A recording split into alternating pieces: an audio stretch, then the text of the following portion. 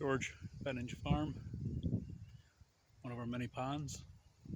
I say many, it's a half acre in the city. We have this one that's lined, it's an old hot tub, membrane lined one, a rubber membrane at the bottom. No, it's not rubber, it's whatever it is, EPDM or whatever. And a hard plastic one up here. Aside from these three lined ones, we have multiple ones that are just like a rain garden. They're normally at the end of a swale or just on the backside of a swale. So in the bigger dumps of rain, it's a place for that water to spread, let the contaminants settle out of it before it moves on in the system. But I was just sitting here, seeing the frog that's right here. He's gotten very used to us. Same frog for years. I don't know if they'll come out. I'm standing here, but there's all kinds of tadpoles in here.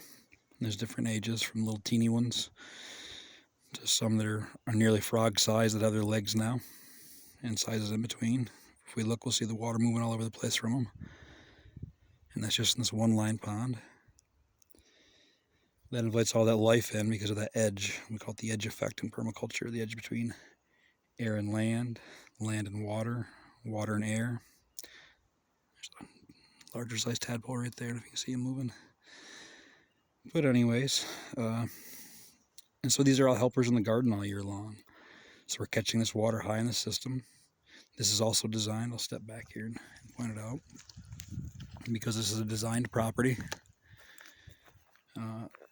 This hot tub actually went from being on a deck here to inside of a greenhouse that I built, and it was the sump pump for an aquaponic greenhouse I had going. We moved that greenhouse back. I had a rocket mass that was heating that. It took too much to heat the wood stove inside the house and the rocket mass, and it was taking up too much valuable south-facing real estate. So we put the greenhouse back against the house and dropped the hot tub down into the ground for this pond. This is actually in a fenced-in area. The ducks are allowed in here. We try to keep them out of this pond. That allows this to regrow. There's a little bit of duckweed starting, but I'll have water hyacinth, duckweed, parrot feather, and a variety of different lilies and other things that come back. Some are stored in the greenhouse for the winter. So this is a nursery pond for us. There's other small ponds like this one here. Past these dandelion flowers. That's the end of a property-wide swale. So as this water steps down this first incline, if it gains any erosion with it, it'll have time to fill this up and settle out before moving on down through. I was going to pause, but we'll just walk down. So this series of swales, at the bottom there's another pond.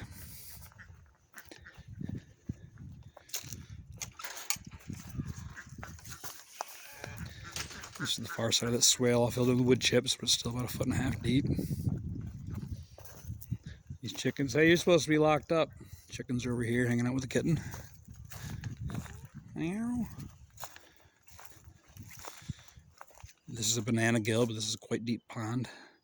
So that organic matter that we get every year from these large banana plants and some taro plants on the back side, we chop and drop that in place. We're composting in place, building soil.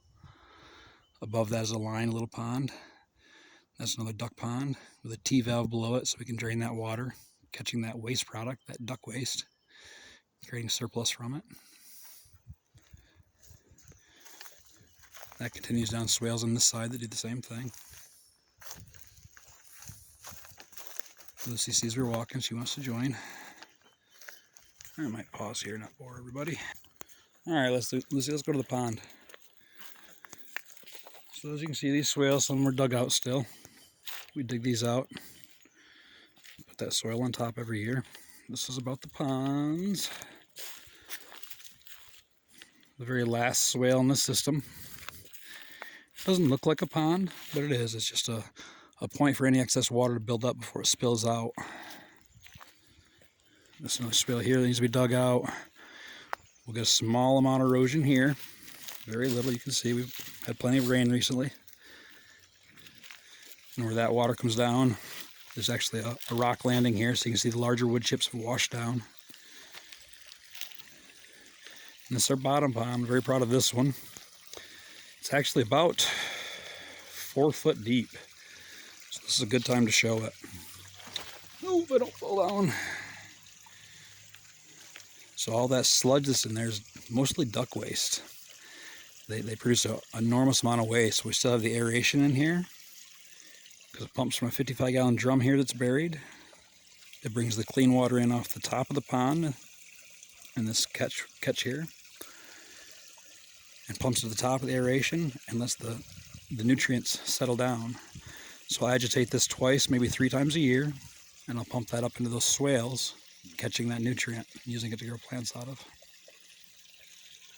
Changing that waste product, the duck poop, into a surplus. So, hope that helps. That's just little ways we use ponds here on Phat Ninja Farm. Ways we try to catch that energy within the system.